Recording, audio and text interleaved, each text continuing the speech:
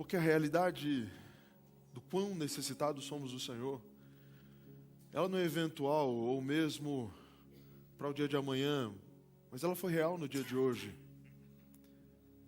O Senhor foi necessário no dia de hoje, o Senhor esteve conosco. Nós hoje chegamos nesse lugar, talvez tendo percebido o Senhor agindo nesse nosso dia, mas é possível que talvez alguns de nós aqui estejam nesse lugar agora, perguntando, realmente Deus é o mesmo? Pai, de alguma forma, usa esse momento, usa essa noite, usa tudo aquilo que já aconteceu e ainda vai acontecer, para que para todos nós fique claro que o Senhor é o mesmo. O mesmo Deus fiel e interessado na vida de todos os seres humanos, preocupado com todos nós, interessado para que vivamos o melhor sempre. E por isso de vez em quando nos permite viver exílios. E por isso às vezes nos permite viver o pior à nossa visão. Mas Senhor, por vezes é necessário que passemos pelo que estamos passando agora. Mas nos ajuda a compreender que não estamos sozinhos. O Senhor segue conosco. Até mesmo no exílio o Senhor está conosco. Não estamos desamparados. O Senhor está aqui, andando com a gente. Ao sairmos daqui, o Senhor continuará andando conosco. Os teus interesses seguem os mesmos. O Senhor é o mesmo. Agora a gente vai abrir a tua palavra. Que essa palavra tenha o poder de falar com a gente e nos propor mais uma vez vida nova. Em nome de Jesus. Amém. Amém. Você que está aqui essa noite de segunda-feira, muito obrigado pela tua presença aqui. É muito bom ter você aqui. Talvez seu dia tenha sido corrido, cansativo, e chegar aqui agora seja um suplício quase. Mas você está aqui. Muito bom ter você aqui. Você que acompanha a gente pelo Instagram, é muito bom também ter você pelo Instagram agora. Para você que vai acompanhar esse momento no YouTube durante o dia dessa terça-feira, é muito bom também saber que você tem acompanhado essa nossa semana, não ao vivo, que a gente não está transmitindo ela pelo YouTube, apenas pelo Instagram, mas está acompanhando aí cada mensagem postada no dia seguinte. Mas você é sempre convidado a, se possível, estar com a gente aqui ao vivo às 19h30 para comermos juntos e às 20 horas no início desse nosso programa espiritual. Há um grupo de sociólogos, principalmente na França hoje, que estuda um termo e populariza um termo chamado de pós-verdade. Pós-verdade. É um jeito chique para dizer que vivemos a era da poderosa influência da verdade particular ou da mentira social, dependendo do ponto de vista que você analisa. A tese da pós-verdade é que, diante da preocupação que a geração moderna, ali, século XIX, meados do século XIX, talvez ali, de acordo com algumas teses, talvez final do século XVIII até, mas que as preocupações que as pessoas tinham com a ideia de verdade, e de discutirem a respeito da verdade, e de brigarem pela verdade, nós não estaríamos mais preocupados com isso. Essa não seria a nossa preocupação moderna. Até porque a análise do conceito de verdade, principalmente a partir desse ponto de vista, é de dizer que tudo aquilo que foi talvez apresentado para todos nós como verdade por décadas, na medida que talvez prestamos atenção ou nos aproximamos um pouco mais desse tema ou desse assunto chamado de verdade, ao analisarmos isso um pouco melhor, descobrimos que talvez isso não seja tão verdade assim. Está na moda analisarmos o passado, analisarmos a história, considerarmos os processos e chegarmos à conclusão de que muito do que a nós foi ensinado no passado não é verdade. A ideia de Dom Pedro I sentado num cavalo branco gritando independência ou morte, a gente já sabe que não foi assim tão romântico como tentam dizer para a gente. Sabe, a gente também já sabe que Tiradentes, como um homem de cabelos compridos e barbas longas, um tipo de Jesus, também não é verdade.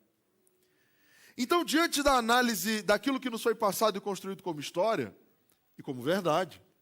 A tese da pós-verdade é de dizer, sempre houve alguém, algum grupo, alguém que escrevesse algo que estaria tentando produzir algum conteúdo para ludibriar você ou para conduzir você por alguma tese ou algum processo.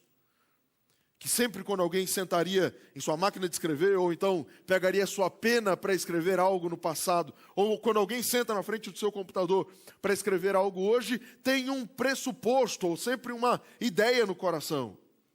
Há uma vontade. E dentro dessa vontade, a influência dessa vontade pessoal e desse meu ponto de vista sobre verdade, naturalmente influencia a verdade do outro, influencia a realidade social. Logo, a tese da pós-verdade é: não existe verdade. Ou não existe verdade porque aquilo que te falam é sempre um ponto de vista, e é sempre alguém tentando te convencer a ser algo a partir do ponto de vista original do falador, ou é porque, a partir do momento em que você olha para aquele ponto e diz, não me interesso por essa verdade, eu passo a dizer, tá, é a sua verdade. É aquilo que você entende como verdade, e essa não é a minha preocupação. De alguma forma, essa ideia de verdade entra num momento onde podemos dizer que defender uma verdade ou tratar algo como verdade nunca esteve tão fora de moda. Nunca esteve tão... talvez nunca tenha sido tão inútil a partir de alguns pontos de vista. Falar de verdade e pós-verdade é um negócio tão novo, mas ao mesmo tempo tão antigo. São questões tão antiquadas para alguns, porque alguns já tratam isso como algo tão passado, que não há por que me preocupar com isso. O grande problema é quando você precisa de algo claro para tratar a respeito da tua vida, do teu presente, do teu futuro, e você precisa construir algo concreto a partir de algo real, sólido. Pense na crise da verdade para alguém que sofre um diagnóstico assustador. Pense na crise do conceito de verdade, quando alguém precisa, diante de um laudo assustador, dizer verdade ou não verdade, eis a questão. Conheço algumas pessoas que olham para laudos dos mais diferentes e dizem, não, o médico está errado. E eu busco outro, porque eu não confio naquele médico. Eu busco de novo. E eu tento outra vez. Porque eu não confio naquele laboratório, eu não confio naquele médico, eu não confio naquele estado para fazer meus exames, eu não confio nem naquele país, talvez, para fazer nem exame, nem tratamento. Eu vou em busca de métodos, de formas, porque eu não confio, eu não acredito, porque, acima de tudo, as minhas posições. Quer ver isso piorar? É quando tratamentos são oferecidos. Pensa na crise de tratamentos hoje, principalmente tratamentos de câncer, que é uma doença assustadora. Pensa em indivíduos que hoje possuem uma cosmovisão um pouco mais naturalista. Ou outros que possuem uma cosmovisão crítica a partir de todo e qualquer modelo de tratamento medicamentoso. Ou outros ainda que são críticos a partir da ideia de que há sempre um laboratório tentando matá-lo. Isabel sabe de um bocado de gente assim, né? Opa! A grande questão é que verdade, quando agora aplicada à sua vida pessoal, à sua saúde, ao seu futuro, a coisas sólidas e que você precisa delas para existir, ou no presente, ou no futuro imediato, precisam te fazer começar a considerar bem a forma de encarar a verdade. Porque na medida que eu começo a relativizar absolutamente, ou particularizar a identificação com aquilo que é verdade, eu começo a me colocar num terreno extremamente perigoso. Sabe por quê?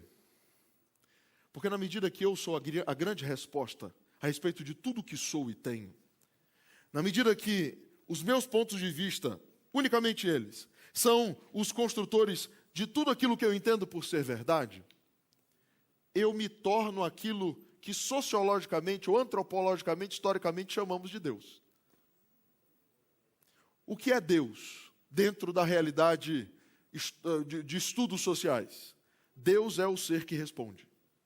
Em Deus há respostas. E hoje a gente está numa crise. E posto diante de nós está uma crise. E para Israel que estava no exílio, havia uma crise. Qual era a crise? Onde está a verdade? Haviam duas vozes no exílio.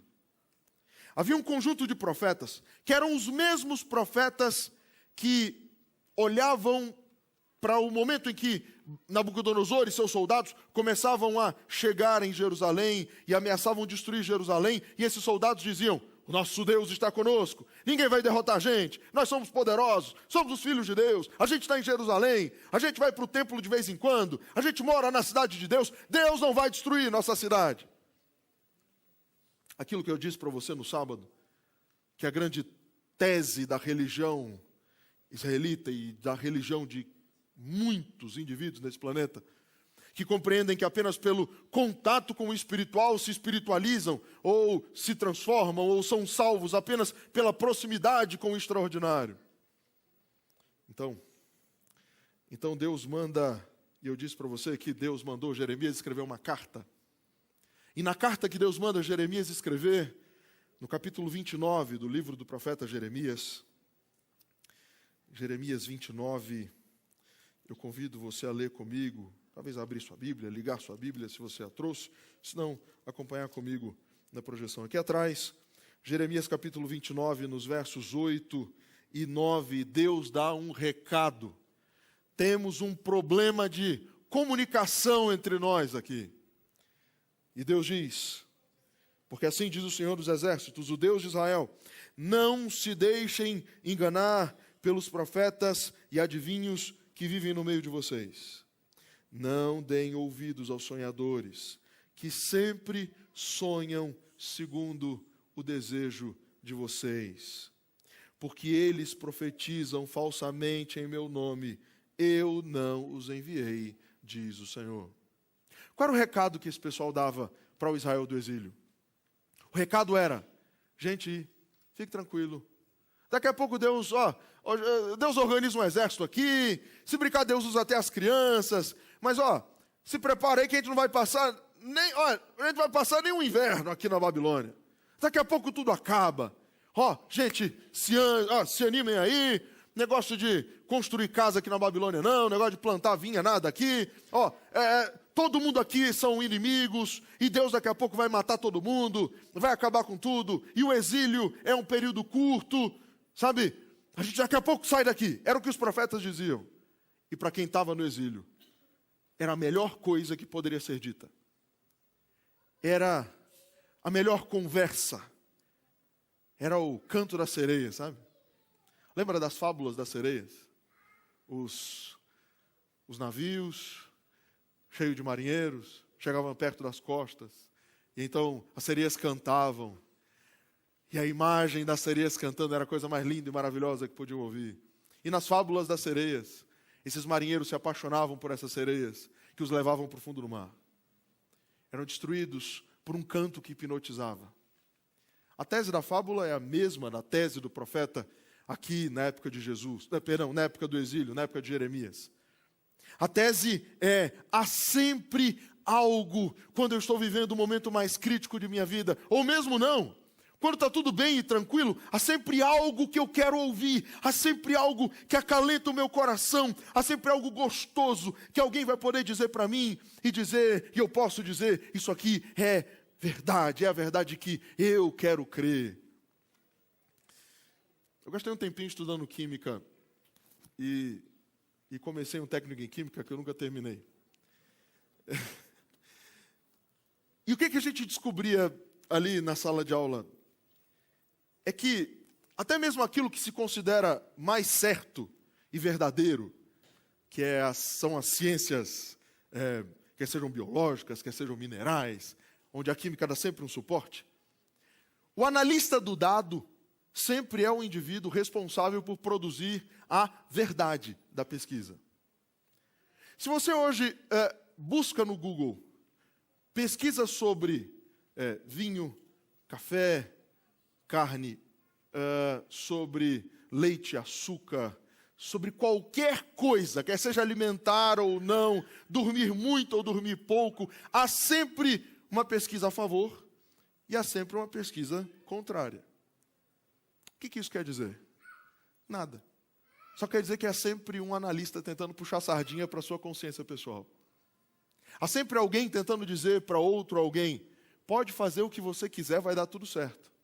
Há uma pesquisa recente dizendo que algumas pessoas podem, naturalmente, dormir pequenos ciclos de 30 minutos, tranquilamente, e, sabe, num período aí de um dia, de 24 horas, pequenos sonos de 30 minutos seriam excepcionais para que você vivesse uma vida saudável. Tá, não sei, é o que o cara está dizendo. É a verdade que ele tenta apresentar. E que para alguns de nós, é tudo que a gente quer ouvir. Porque a vida da gente é corrida demais, e tem que trabalhar demais, e tem que produzir demais. Então, é a verdade que eu gosto de ouvir. É o meu canto da sereia particular. É a verdade que faz toda a diferença para a minha crise. É a resposta para as minhas aflições. É tudo aquilo que eu quero para mim. E há sempre uma tese. Há sempre uma ideia, há sempre um princípio, há sempre uma resposta. Tem sempre alguém propondo respostas. Sempre. O tempo inteiro. Tem alguém propondo alguma resposta. Tem alguém apresentando para você um caminho. E são tantos os caminhos que falar de verdade, como te disse no início, parece ser realmente fora de moda. Parece realmente ser antiquado. O problema é que quando eu estou diante desse texto, Deus está realmente preocupado com o modo como Israel viveria em Babilônia naquele dia e pelos próximos anos. Deus não queria que ninguém vivesse frustrado com uma tese inverídica a respeito da sua realidade no exílio. Deus não queria que ninguém olhasse para si, para o presente ou para o futuro dos próximos anos e dissesse, mas Senhor, não ia ser rápido? Então Deus para e avisa, Jeremias escreve. Então o verso 10 de Jeremias capítulo 29. Deus continua dizendo, assim diz o Senhor, como uma declaração clara, absoluta de Deus a respeito do assunto do exílio. Assim diz o Senhor, para que não houvesse dúvida, logo que se cumprirem para a Babilônia, não um ano, nem 2, nem 3, mas 70 anos, atentarei para vocês e cumprirei a promessa que fiz a vocês, trazendo-os de volta a este lugar. Ponto. O nome disso aqui é verdade. O nome dessa declaração é verdade. Mas pastor, quem estava ouvindo podia dizer, não, mas eu vou lutar contra isso. Então Deus está dizendo, o problema é seu. Tá, quer? Vai lá, jogue duro, murro em ponta de faca. Vai lá. Mas a declaração de Deus é, amigos, 70 anos, logo. A geração de adultos que veio para o exílio não vai ver Jerusalém reconstruída. Vai morrer em Babilônia. Mas, Senhor, isso é duro de ouvir, Senhor. Amigos, 70 anos. Essa é a verdade. Mesmo que seja dura, impopular e incômoda. Por quê? Porque a verdade nem sempre é doce como mel, gostosa de ouvir ou de viver. Porque às vezes a verdade é dolorosa. O problema é que às vezes a gente gosta de se enganar com a nossa tese, com aquilo que nós enxergamos ser bom. Meu povo, sabe qual é um dos grandes problemas de tudo isso? É passar a vida inteirinha, sem conseguir olhar no espelho com clareza. E como eu disse para você ontem, sem conseguir enxergar seus defeitos, sem conseguir enxergar suas virtudes, sem conseguir enxergar seu ambiente, sem conseguir julgar adequadamente tudo que está ao seu redor, porque eu tenho a minha verdade, o meu modo de julgar o mundo. Você tem todo o direito, você é um indivíduo que raciocina livremente, você tem todo o direito de construir os seus princípios e processos. No entanto, isso não quer dizer que o teu modo de julgar o mundo é verdade. Mas pastor, amigos, verde é verde. Certo? Certo ou errado? Existem tons diferentes de verde. A gente pode entrar em discussão. E naquilo que é discussão, beleza, discutimos. Mas existe verde, que é verde. Existem outras cores que a gente pode discutir. Temos negócio de messala mesmo aí. Eu sei lá o que cor é messala. É vinho, marsala. É messala, messala é outro negócio lá de heróis da verdade. Você vê, eu nem sei essas coisas. Ainda bem que vocês sabem. É marsala o nome? Marsala, beleza. Marsala, que cor é marsala? É vinho, é marsala, o nome da cor é marsala. Aí a discussão da gente é vinho, é vermelho, é... Sei lá o que é marsala. A gente pode discutir isso. Beleza. Para o que há discussão, discutimos. Para o que há discussão, seu ponto de vista é válido e o meu também. Logo, existem verdades que são discutíveis. Mas, existem verdades que são universais, claras, absolutas, límpidas como água pura. E para elas, discutir é apenas dar murro em ponta de faca. É apenas me colocar diante de uma realidade que vai me magoar, me ferir e não vai terminar bem. Sabe,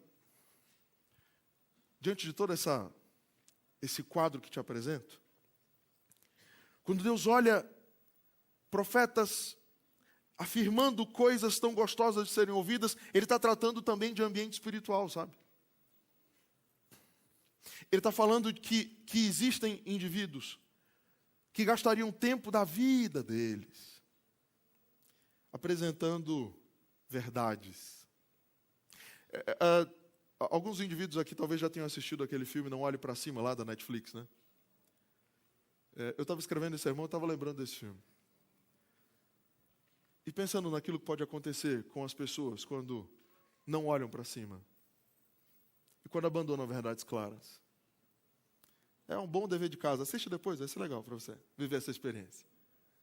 É claro que é um filme radical, assim, mas é um bom momento de entretenimento em família para analisar o efeito de abandonar uma verdade absoluta. Sabe, existem coisas que não podem ser jogadas fora. Porque se forem jogadas fora, elas como meteoros virão e me destruirão. Existem verdades que são tão claras que se eu abandoná-las, elas me destruirão. Pastor, por que me destruirão? Porque Deus vai me destruir e vai me colocar no exílio? Não. É porque você não foi criado para viver nenhuma dessas suas verdades particulares. É porque Deus te criou para viver as verdades dele. Mas eu quero as minhas. De novo, você é livre. Totalmente livre. Para viver como você quiser. Mas isso não significa que o que você acredita ser certo se torna certo. Só porque você acredita que é certo. Só porque você gosta da ideia de que aquilo é certo. Um dia, Salomão já no final da vida, bem velhinho, cansado já, tendo feito todas as análises a respeito da vida, dele e da vida ao redor, vai fazer talvez as análises e a compreensão mais preocupada a respeito do futuro e de quem se aproximaria do livro de Eclesiastes. E eu quero te convidar a Eclesiastes no capítulo 12. Salomão, em sua sabedoria, escreve Eclesiastes no capítulo 12. E quando ele escreve Eclesiastes no capítulo 12, Salomão está bem velhinho. E esse é um canto que ele faz a respeito da velhice, é uma poesia sobre a velhice. Mas ele não vai fazer essa declaração a respeito da velhice, como dizer, como a velhice é maravilhosa, como a terceira idade é maravilhosa. Não, ele está considerando como a análise de que o tempo passou e eu usei mal o meu tempo. Salomão, o homem mais sábio do mundo, aquele que foi o mais rico, o que gastou os recursos como quis para o seu bem, alguém que viveu durante longo tempo de sua vida sendo o seu próprio Deus. O cara que considerava que ter 1000 esposas estava tudo bem. O cara que queria construir um templo para cada esposa dentro de Jerusalém e estava tudo bem.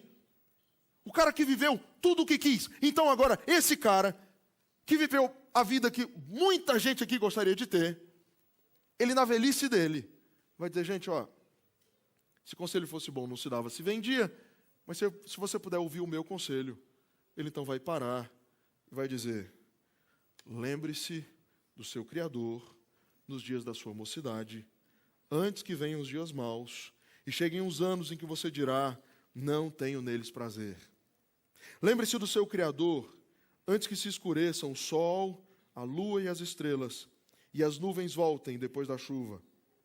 Lembre-se dele, antes do dia em que tremerem os guardas da casa, os seus braços, e se curvarem os homens que no passado eram fortes as suas pernas, e cessarem os moedores da sua boca, por já serem poucos, e se escurecerem os que olham pelas janelas os seus olhos. Faça isso antes que as portas da rua se fechem, e o ruído das pedras do moinho se torne difícil de ouvir. Quando você se levantar, a voz das aves e todas as harmonias, filhas da música, começarem a desaparecer. Quando você tiver medo do que é alto e se espantar no caminho. Quando florescer como a amendoeira e o gafanhoto lhe for um peso. E quando você perder o apetite, porque o ser humano vai à morada eterna. E os pranteadores andarão rodeando pela praça, já esperando sua morte. Ele então diz, lembre-se do seu Criador. Antes que se rompa o fio de prata, e se despedace o copo de ouro, e se quebre o cântaro junto à fonte, e se desfaça a roda junto ao poço, e o pó volte à terra de onde o veio, e o espírito volte a Deus que o deu. Vaidade de vaidades, diz o pregador, ou a versão da NVI, nada faz sentido, nada faz sentido. A crise de Salomão é de olhar agora ao seu redor e dizer, gente, eu vivi uma vida inteira e agora meus olhos já não veem mais, meus braços estão fracos, minhas pernas enfraquecidas, meus dentes são poucos, eu não consigo nem mesmo reter mais minha bexiga. Eu não consigo mais deter meus dejetos biológicos. Esse é o ponto em que eu estou vivendo. Salomão está em crise com o seu estado. E alguém que viveu como quis por tantos anos, diz, lembre-se do seu Criador. O que ele está dizendo? Você não é o seu próprio Criador, logo, não é você que dita as regras de certo e errado. Pode parecer muito gostoso a tese do faça você mesmo, seja tudo o que você quiser ser. E você pode realmente ser tudo o que você quiser ser, desde que